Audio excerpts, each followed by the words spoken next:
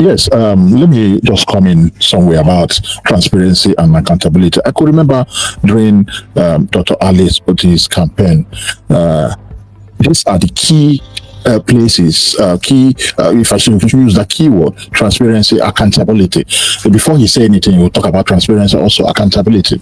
Yes, and he is now the executive governor of Abia State, which severally on this program, Alex Otti speaks to Abians, where most times I ask that question, that Your Excellency, you have done so well.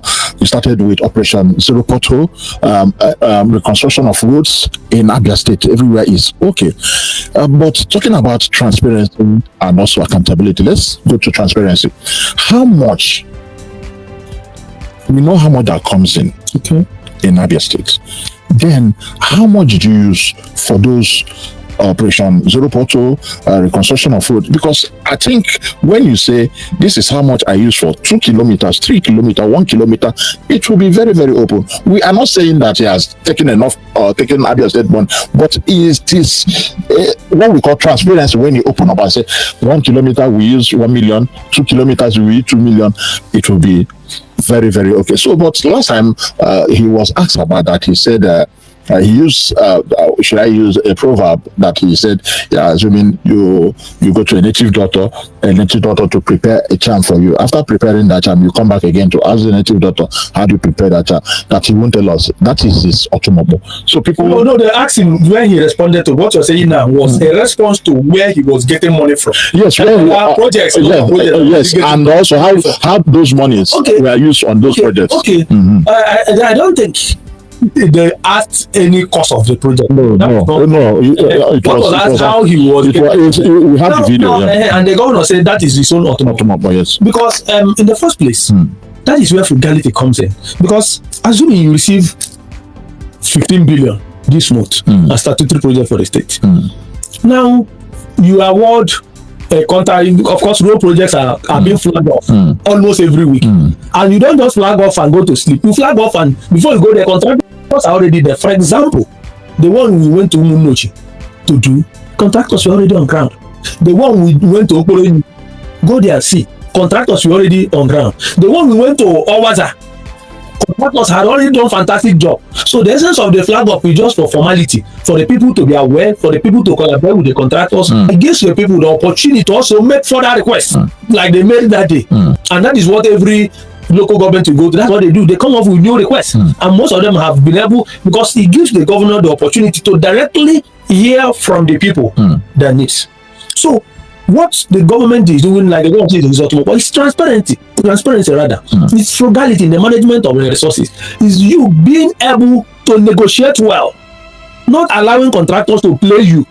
So you know there is a level you get to. Even those who are coming to deal with you will be forced, even if they didn't have they do not have the character, the capacity, or if they have been involved in funny things. Once they come to you, they know that there's no room for that. Especially when they know that you are sincere, when they know that you keep to your words, when they know that if you ask them to mobilize and go to site, that tomorrow you will start telling stories when they request for their money. So it's all about transparency. Then on the issue of the same transparency, once again, see the road projects. There is no road project that is cost is not known. You know, there is a mistake. Let me tell you, there is something our opponents are doing, the opposition doing. It's part of democracy. We know we have to be, under fire. We know we are going to suffer this pressure. It's going to get worse. 2027 draws near. So we are not unaware of it. If you go to Enugu, for example, you don't have such a vicious opposition, so to say, because it's one government, PDP government to PDP government, and you have never had such terrible system. We had in Abia. We never had it in Enugu. So you have had some level of responsible leadership. So you don't have people who have held power here, held the people down over the years that were dislodged and are very angry and bitter, ready to do everything to relaunch. That's exactly what is happening. And that is why there is a way they operate. But most of them are coming to Labour Party. There's a way they do the PDP. No, sometimes they meet, they say, okay, this is the direction we are going. We'll drive this narrative, we'll sustain it, we'll heal them until the people begin to impress them. And that is why they will be shouting on the cost, First and foremost, you are a journalist. You are not a road contractor. Okay? You don't do road contracts. People who do road contracts, if you go to Ministry of Works, go to Ministry of Health, go to the due process office in the house, you see hundreds of contractors that are registered. And during biddings, they come and bid. And when the bidding is concluded, the thing is made public. You know what Ms. Contractor A bidded. You know what B bidded. And finally, they will say, this is the company we've chosen and at this cost. So all these things are documented. And there's no way anybody will go to any of those ministries or departments or agencies that they will not assess the cost. And I have said it before, that I have never seen in my life in any part of Nigeria where during road flag offs or construction of a road project, what you see is so road, so kilometer. The client is so person. The contractor is so. There's no way you come and write this 10 kilometers being built by, because even in the course of a road project, sometimes you have reasons to review. What do you call it now? I'm sorry. Continue. Just continue. Yes, so I'm trying to get the word.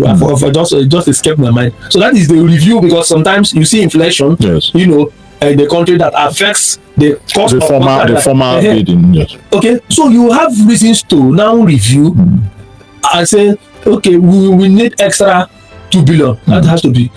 And what the two sides will do, will now compare, do the necessary arithmetic, and be able to come to an agreement. So there is no project, and of course, it's even impossible to hide the cost of it, because this you won't be governor forever now.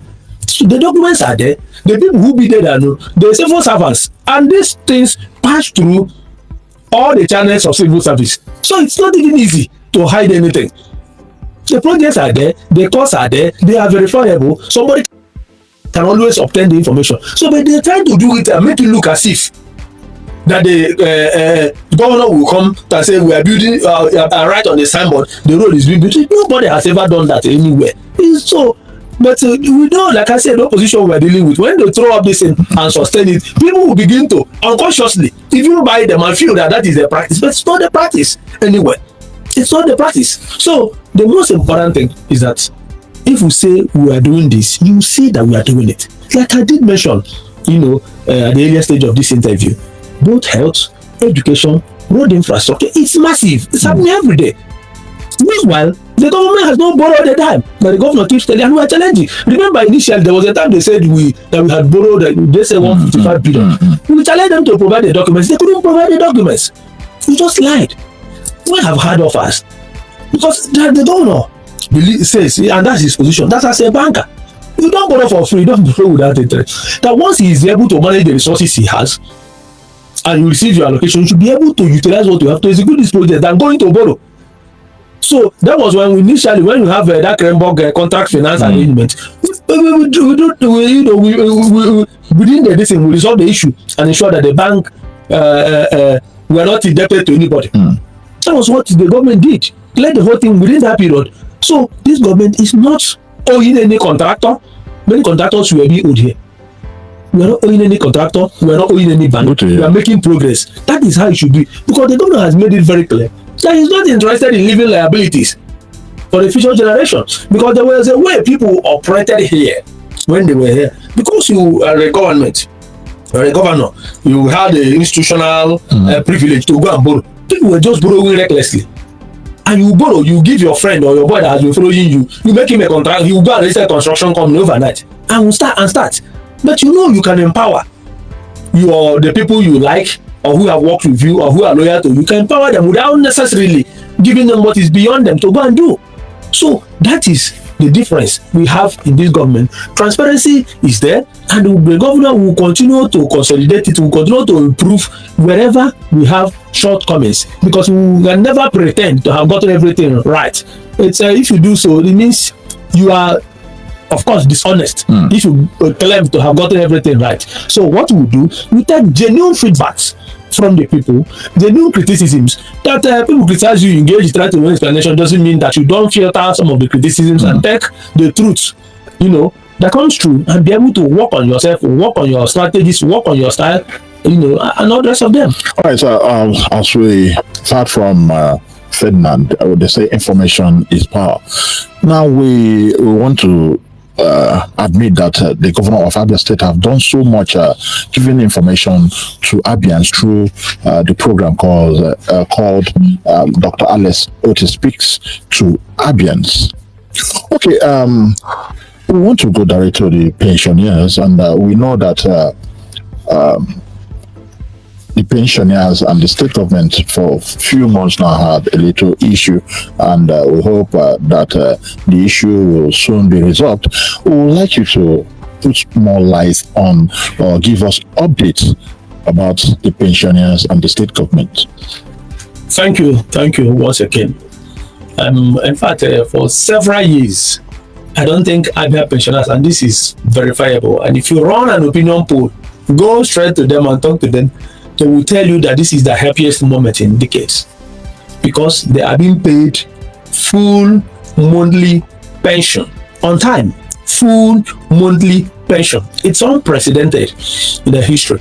We really do not like to give excuses or make reference to the injustices of the past as a defense to whatever challenges we may have. However, it is said that those who don't know history, I said that those who don't know history are doomed to repeat it. So if you don't learn from history, you will see history repeat itself on you. That is the situation. Like I said, and that is, we do not want to suddenly deny the promises we made. The governor promised to pay pension arrears. He promised to pay salary arrears, gratuity, and all the rest of them. Now we came on board.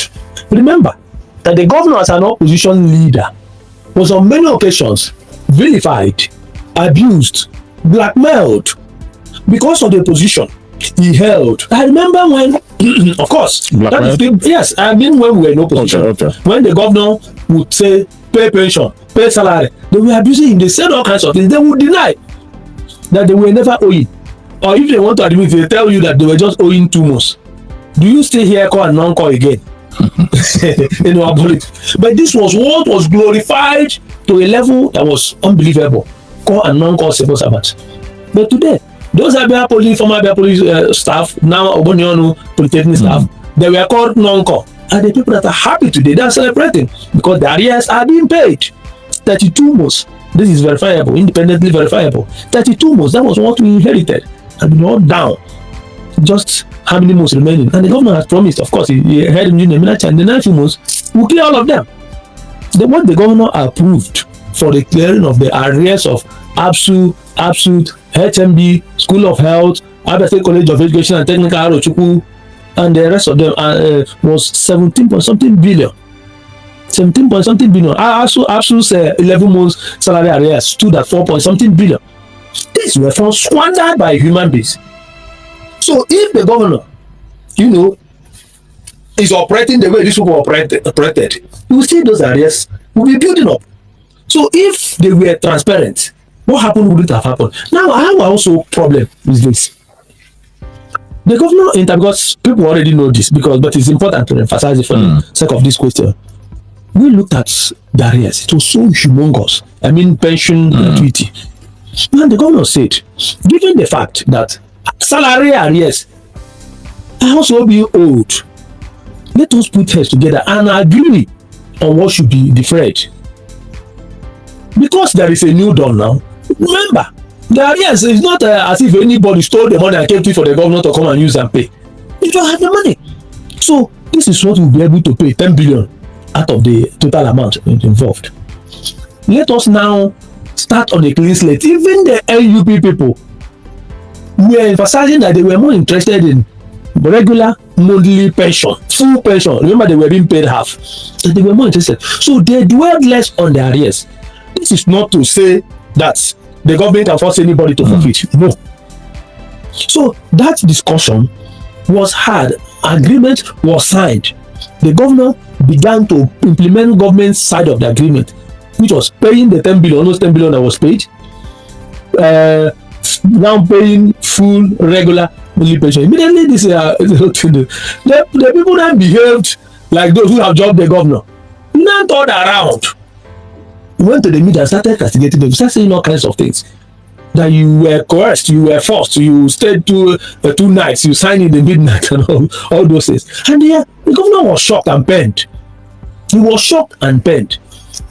Now, the governor was very, very unjustifiably angry. Even Christ, even God got angry and regretted creating man. Yes, now it's in the Bible. Even God got angry and regretted it. So anybody can get angry when you do something that is wicked. The governor's position was that, okay, we had an agreement that was unanimously, peacefully reached out and signed. If these people feel they have changed their minds, the right thing to do was it not to genuinely come back and say, we have looked at it, we are no longer, or there is pressure, remember, something of that nature. But to go to the media and lie, that pained the governor, because you tried to present the governor as a dishonest person who intimidated you, who forced you to sign an agreement, even when you knew he wasn't the one that killed the arrears. So the governor was very, very angry. That was why he said that they are dishonest people, but that their members are honest, but the leadership. And we've re-emphasized this. We, handling the whole thing. 2 days ago, we had a meeting with NUP from National. The NUP president and other schools from the side, they were here. By the time after listening to them, they were shocked. They were singing the solidarity song that is Soweto. They listened to everything. We chronicled everything. But are you aware that the national president came just 2 weeks ago and nobody attended to him? It's not true now. We have no. Listen now. You said it. We saw the video. No, listen now. One-sided information is dangerous. No. I'm coming. And I don't told you that he was here 2 days ago. Yes. With all that, not one person. We don't do all this hide and seek thing. You got me to one person, you compromise the person to be so. No. They weren't anything less than they were 13 in number. The national officers, the state leadership, and others, those from the state dishonest ones. You understand? So they listened. For example, we told them that in this state, that you leadership, these people that are seated here, caused this problem have an issue. That because if they have put in 10% of the energy they have deployed attacking the present governor, that is clear and yes, incurred by others. Now, what happened to their members wouldn't have happened. We made it clear to them that those people, the leadership, betrayed their members because we knew when they were being called, and their members said that it was NUP earlier that suggested to the former government that their members should be paid, they should be paying half pension.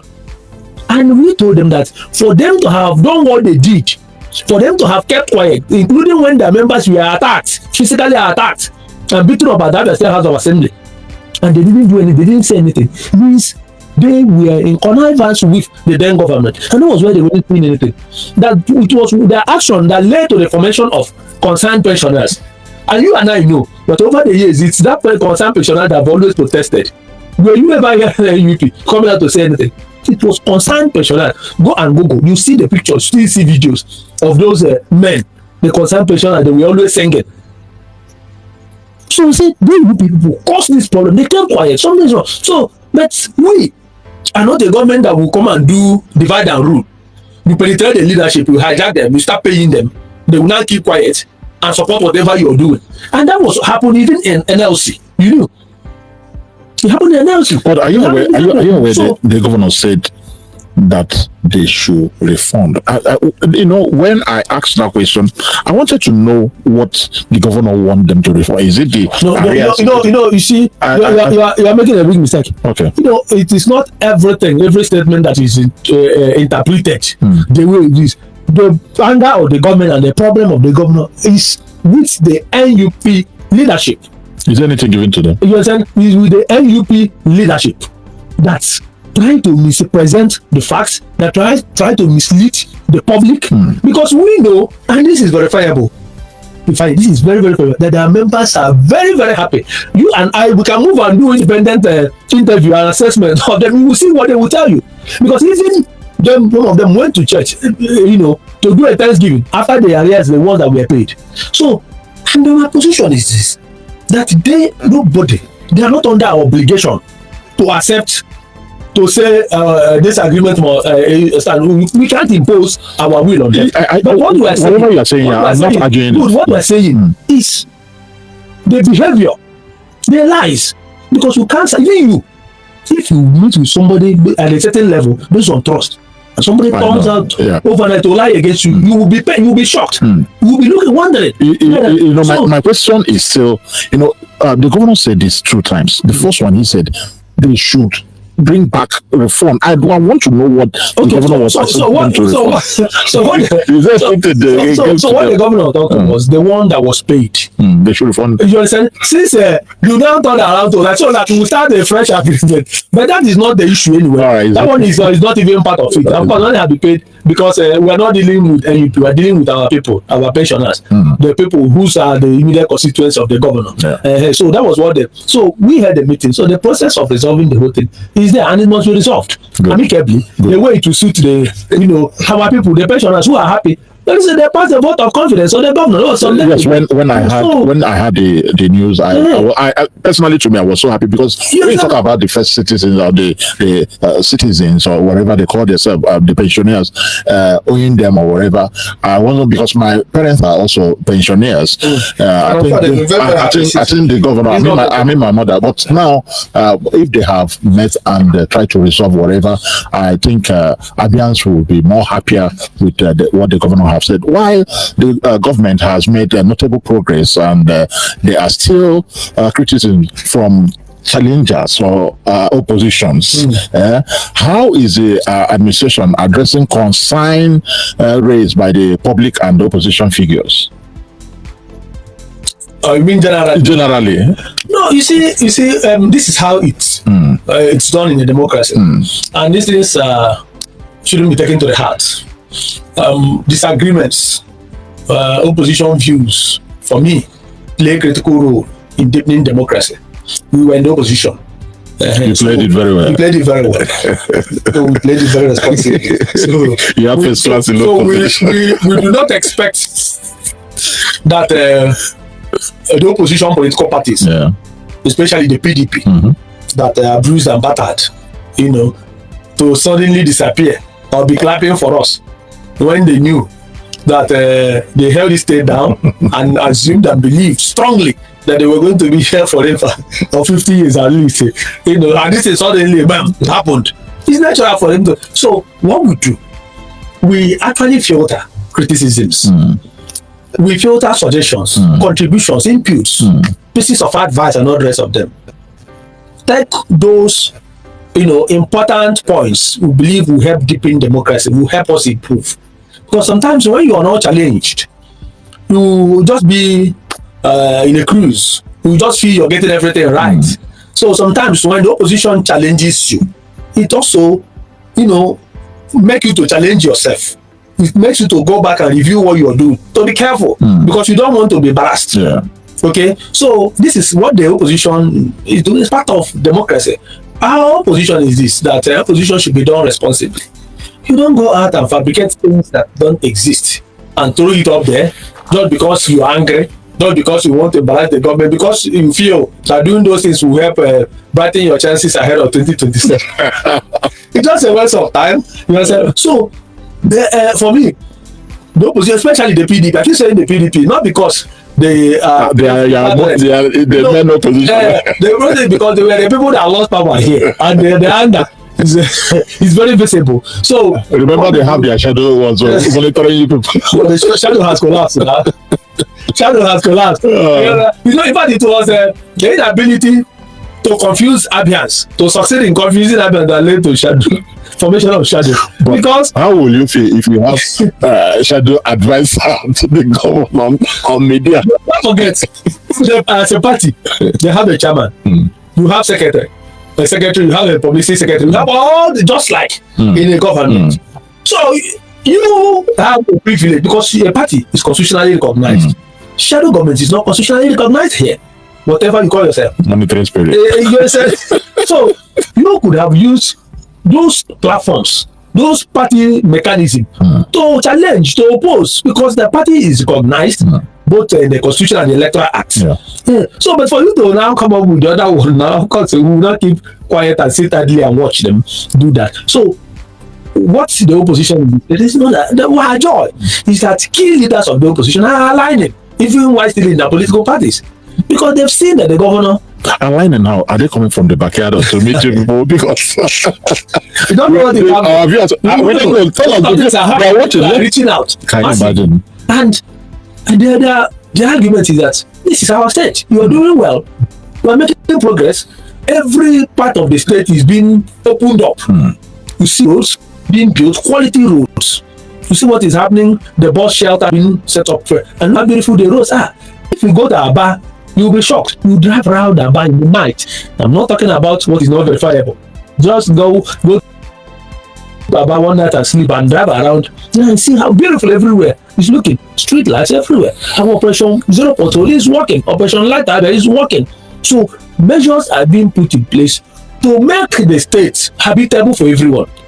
To make the state comfortable for every state. It doesn't matter the political party you belong to. So these leaders are seeing these things and know that the right direction to go is to allow the governor to step, because he is popular, he's on ground, the people. It will be difficult for anybody to step out there and say you're campaigning, you campaign. All right, you're now talking to all right, thank you very much, Honorable. I will use that Honorable because how you have been speaking to Nigerians, Abians from this studio. I will use that Honorable Ferdinand Ekeoma. It's been a pleasure having you on Political Perspective. Before we wrap up, what final message do you have for Abians? Abians should expect something greater in the weeks and months to come. Because, like I did mention earlier, what we are doing in the health sector, by the time this year will come to an end, you will see something that will shock you, that will wow you, because we'll be able to, you will see these hospitals. I mean, both primary, secondary, and tertiary. You see visible structures, modern equipment, well-trained, staff everywhere that will handle these institutions. Now, the education sector, you will see all the schools would have been completed. Everything will be on ground. I'm saying it on air because when the time comes, you say this. So we'll go and show you. So we are assuring our people that whether it's in the area of education, health, road infrastructure, security, environment, and all the rest of them, that this government is poised and prepared and dedicated and committed to serving Abians to the fullest. Because we don't have a choice than to develop our state. We don't have, time has gone when people feel, let us come here, steal money, go and build a house in Abuja, go and build in Lagos. And build in Lagos, one day they will demolish it, will come back here and look for where to stay. So people must contribute to develop the state. If you have the opportunity here to preside over the affairs of this place, or to serve in the government, you need to do everything humanly possible to contribute to the development of the state. Some of us go out of I know the kind of pressure I face on a daily basis. People coming to my office on things that don't concern my office at all, from different ministries and departments and agencies. What we'll do, we'll humble ourselves to talk to them, to provide solutions to their problems, knowing that you made promises. You said you were going to do this, so you can't suddenly begin to give excuses. That is how governance is done. So, like I said earlier, we are not infallible. We are open to criticism, and we are committed to partnering with everyone to ensure we develop our state. Abia belongs to all of us. It doesn't belong to anyone. And what you can do to yourself is to build government around yourself, or feel that you'll be here forever. So we wouldn't want to suffer what PDP elements are suffering today, because people build their lives around government, boasted and assumed that they were going to be here forever, and suddenly, the thing struck. Also, so we will want a situation where by the time we have finished, you will live here. If you want to live here, you will be happy. You will not miss anything. You won't miss government house. You will not be running away with government furniture and all the rest of them that the people did. So by the time the government comes to an end, we will just carry our bags and move on. That's how it should be.